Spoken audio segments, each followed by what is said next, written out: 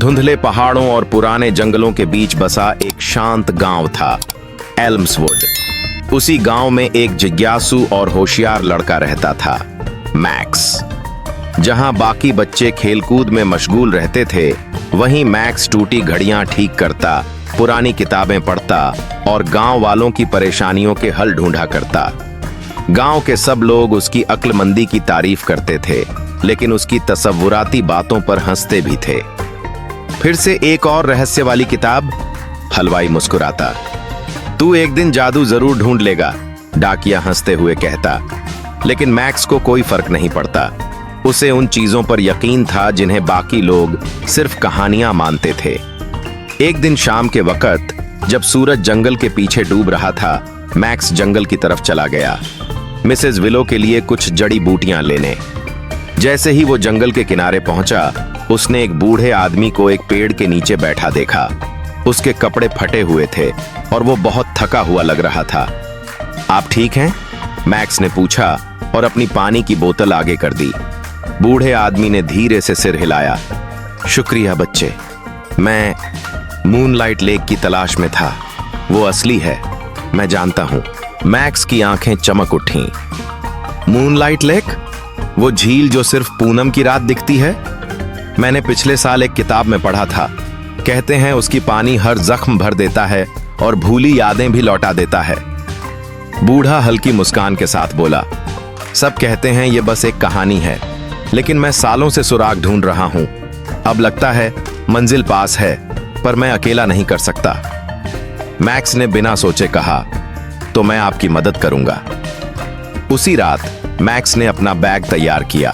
एक टॉर्च, एक नोटबुक, एक कंपास, एक सैंडविच, पानी की बोतल और एक पुराना नक्शा जो उसे छिपी दुनिया की कहानियां नाम की किताब में मिला था। आधी रात को जब आसमान तारों से भरा था और पूरा चांद चमक रहा था, मैक्स उस बूढ़े आदमी से जंगल के किनारे मिला। जैसे ही वो जंगल में दाखिल हुए, पेड़ हर झोंके के साथ कुछ फुसफुसाते से लगे। रास्ते में अजीब आकृतियां, उलझे रास्ते और हल्की नीली रोशनी बिखेरी हुई चीजें दिखीं। मैक्स सब कुछ नोट करता गया। कई घंटे चलने के बाद वो एक जगह पहुंचे जहां बीच में एक बहुत बड़ा पत्थर था, गार्डियन स्टोन। ये तो वही निशान है, मैक्स ने नोटबुक दिखाते हुए कहा। मैक्स के पत्थर पर एक चांद का निशान बना था और उसके नीचे पानी की एक बूंद। मैक्स ने जैसे ही उस पर हाथ रखा, जमीन हिलने लगी। पत्थर दो हिस्सों में बंटा और एक छिपी हुई सीढ़ी प्रकट हुई। वो दोनों सीढ़ियां उतरकर एक चमकती हुई गुफा में पहुंचे। दीवारें हरे रंग की रोशनी से दमक रही थीं। हर कदम के साथ आवाजें गूंजती थीं। तभी एक भारी आवाज गूंजी, कौन है जो मूनलाइट के रास्ते पर आया है? मैक्स ने साहस से जवाब दिया, मैं मैक्स एल्म्सवुड का और एक सच्चाई की तलाश में दोस्त। आवाज बोली, तो 3 इम्तिहानों का सामना करो, दिल, दिमाग और हिम्मत। अचानक 3 चमकते दरवाजे सामने आ गए। मैक्स ने सबसे पहले दिल वाला दरवाजा चुना। दिल की परीक्षा। कमरे में एक घायल भेड़िया बच्चा अपनी बेहोश मां के पास रो रहा था। एक आवाज आई, बच्चे को बचाओ और निकल जाओ, या मां को बचाओ और वक्त गंवाओ। मैक्स ने देर की पर मां को जड़ी बूटियों से ठीक किया। तभी पूरा कमरा रोशनी से भर गया और भेड़िए गायब हो गए। जमीन पर एक सुनहरा पंख रह गया। दिमाग की परीक्षा। अब मैक्स एक उड़ती किताबों वाली लाइब्रेरी में पहुंचा। आवाजें गूंज रही थीं, मैं जिंदा नहीं फिर भी बढ़ता हूं, फेफड़े नहीं फिर भी हवा चाहिए, मैं क्या हूं? मैक्स ने कहा, आग। तुरंत किताबें ताली बजाने लगीं।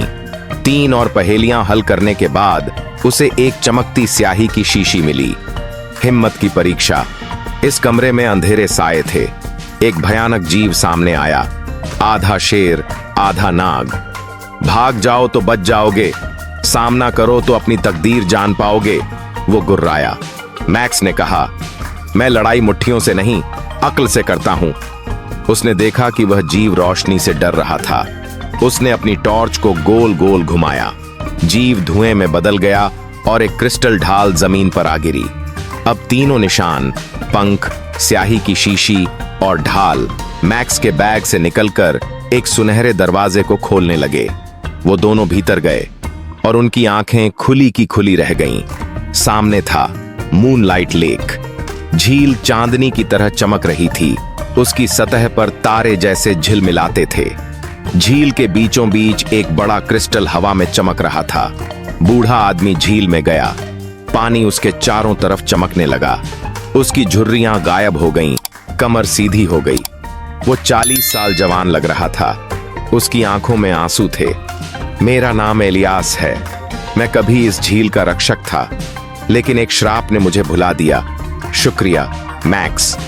फिर क्रिस्टल धीरे से मैक्स की तरफ आया और एक आवाज आई, मैक्स ऑफ एल्म्सवुड, तेरा दिल नेक है, दिमाग तेज और हिम्मत सच्ची। ये हिकमत का पत्थर स्वीकार कर। इसे शोहरत के लिए नहीं, मकसद के लिए इस्तेमाल कर। वो पत्थर मैक्स की हथेली में आ गया, नीली रोशनी में चमकता हुआ। जब वो गुफा से बाहर आए, सूरज निकल चुका था। वो गांव लौटे और एलियास ने सबको अपनी कहानी सुनाई।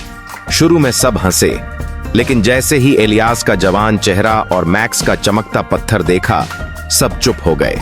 अब गांव बदल गया। लोग फिर से यकीन करने लगे, कहानियों पर, ख्वाबों पर और अच्छाई पर।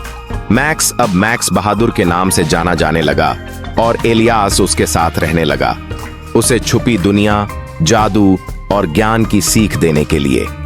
और कभी कभी जब पूनम की रात आती, मैक्स बस मुस्कुरा देता, क्योंकि उसे पता था मूनलाइट लेक अब भी वहां था, किसी अगले बहादुर दिल के इंतजार में।